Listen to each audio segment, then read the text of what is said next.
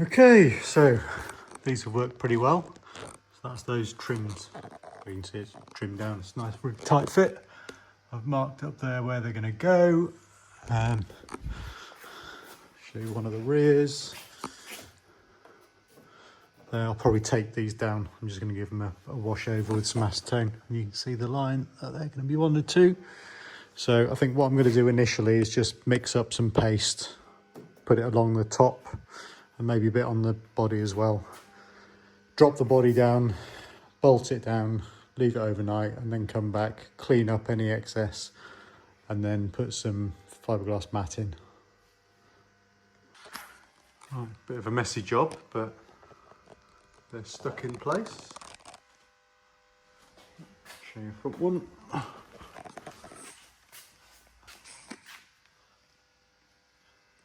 So, a bit of cleaning up of the gloop and fiberglass it in, and then I can continue on with the inner sort of main flanges as well, just to fill in this gap, this little triangle. These are going to be permanently removable. Permanently removable. They will be removable with inserts and stuff, so I can get into the sill, all these fixings.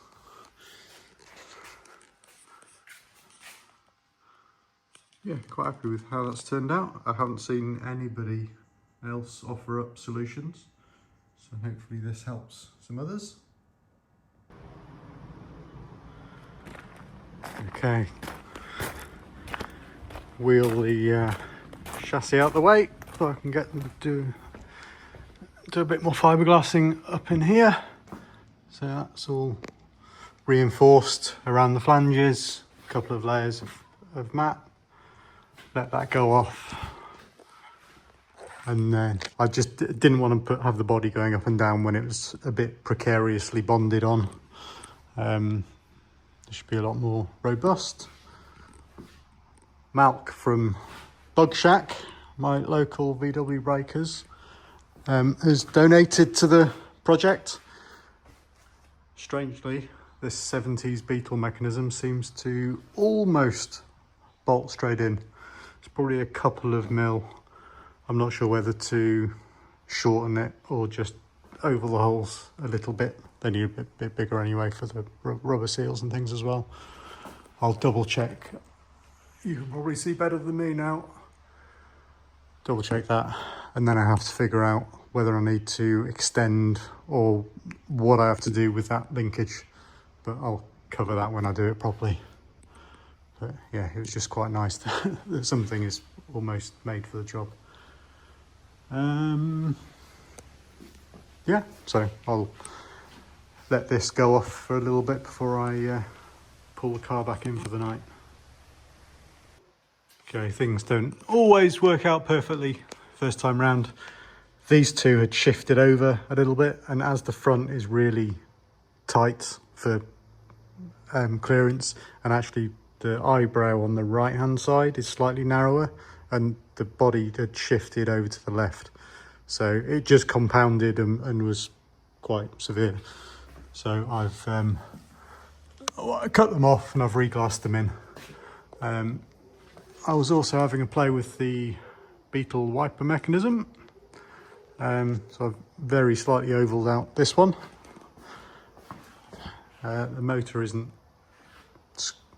bolted in fully. I just put one hole in. You can see here against the light.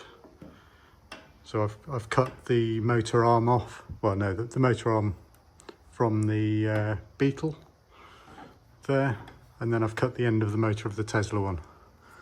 So I shall probably weld those together. It's easier because they're peened onto the motor shaft. But that should hopefully be quite a nice slim fit. Got a bit of adjustment here, and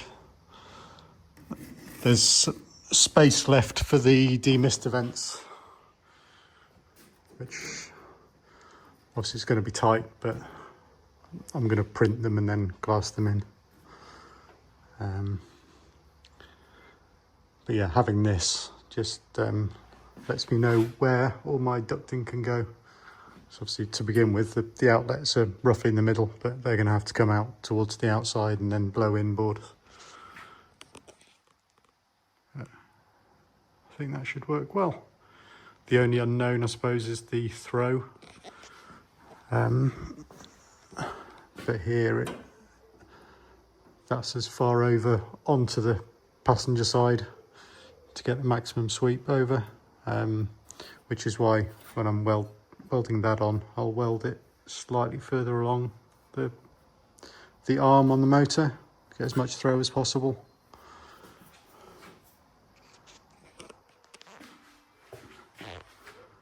Anyway, I'll let this cure off now.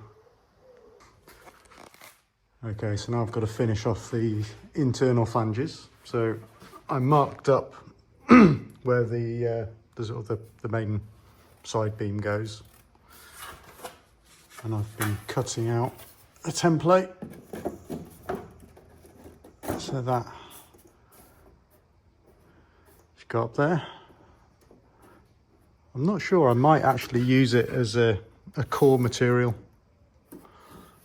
Plenty of boats do that sort of thing, so I may well do that, give it some nice structure without loads and loads of fiberglass.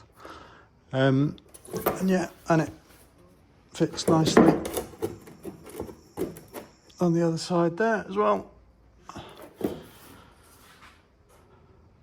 Yeah, now fiberglass. Okay, I decided just to go straight fiberglass sheet. So down there, some scraps covered in cling film just to stop it sticking. And you see this bit here has got a slight curvature, so I've just hot glued a spacer onto the body there. This one's flat, obviously just taped there because I don't want anything getting on there. That's actually a mounting face where it goes onto the original A-post seam. Yeah, we'll see how these all look when they're glassed in.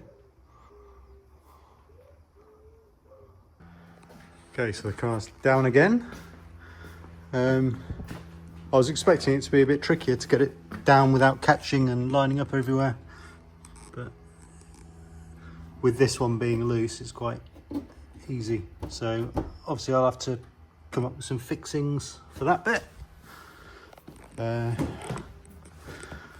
Yeah, looking from inside, that's really nice. It's amazing how sturdy the body feels on the chassis now. Filling in these gaps. There you go. I don't know if you can see in the light there. But that gap nicely filled up to the flange. Same on this side. So I just need to drill out through the flange for the DC charge cables. That'll be it. For these ones, actually that flange was a bit curved, so I used the profile gauge to measure it. That's where you can see on the body the red line. That's the curved line that I actually bonded the flange onto the body to, rather than the black, which is the straight line.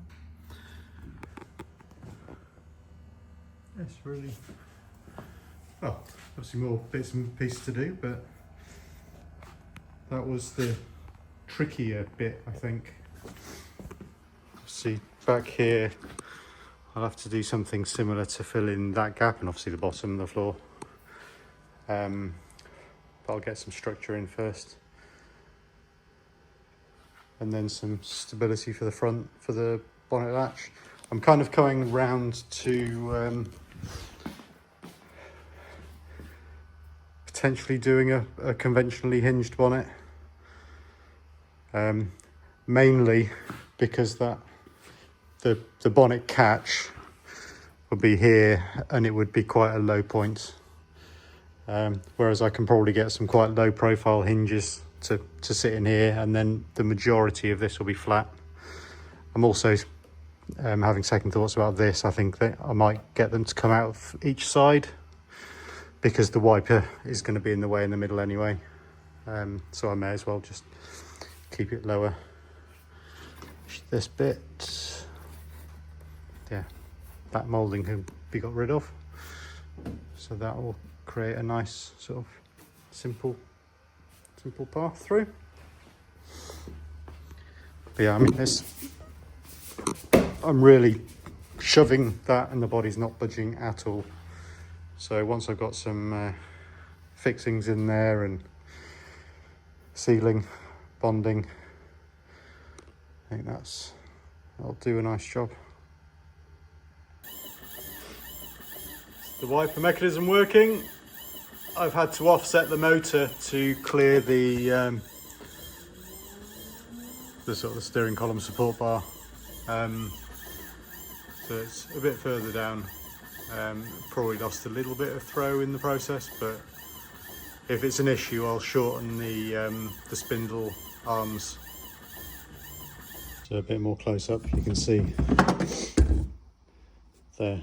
I've flipped it around the other way. It's still very close, but it shall do the job. Obviously you can see how much I've moved it down from the original VW motor.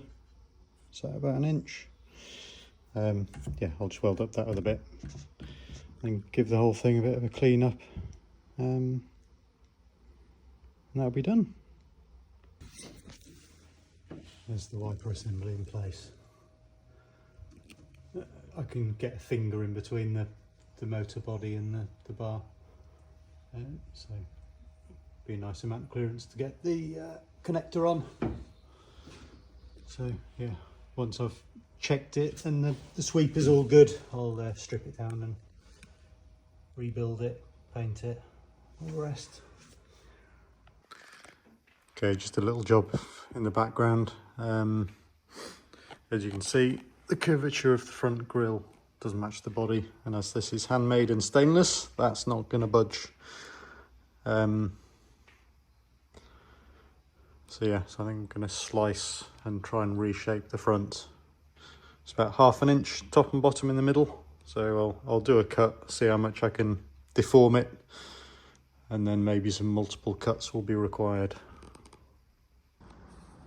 And lots of cutting later. You can see how much I've had to add. So these little metal tabs I've sort of curved to try and keep a nice shape. I've had to put some relief cuts around here so the whole thing can bend. Underneath as well. See that gap? I still think I'm going to do a bit more fettling around here so that lines up a bit better. Just want to push that front bit out a little bit, just in this corner.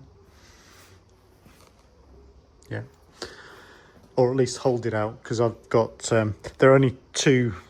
Well, on one side there's a single M5 stud in the back of the grille, so that's kind of helping hold this shape.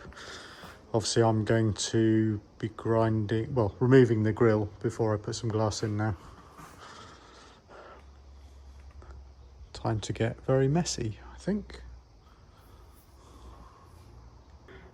As you can see, lots of mess, grinding, just tapering all these down to nothing.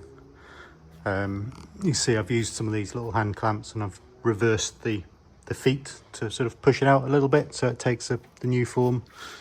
In here I've chamfered down the top side. Obviously it's much easier to lay things from the top.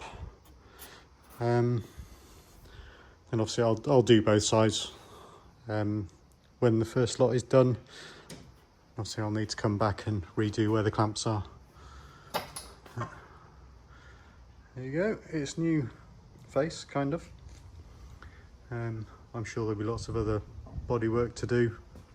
So these split lines are pretty rubbish, particularly there. And this isn't flat. This angled bit isn't flat where the headlight ring goes on. So yeah, lots of body work, but this, because I'm going to have to get in from the inside to do a nice job. You know, now the body's sort of on and off very frequently. While it's nice weather as well, I can just park the chassis outside, out of the way, so it doesn't get completely covered in dust. But anyway, fiberglass. And just show you what a messy process this is. That's the, well, a couple of layers of 450 gram mat in place and on the inside. But once I've got some structure, I can take all the clamps off and do a nice clean job. But this will fix the new shape anyway. So I'll leave that overnight and then trim the excess bits off and give it a bit more probably. I think that's it for this week.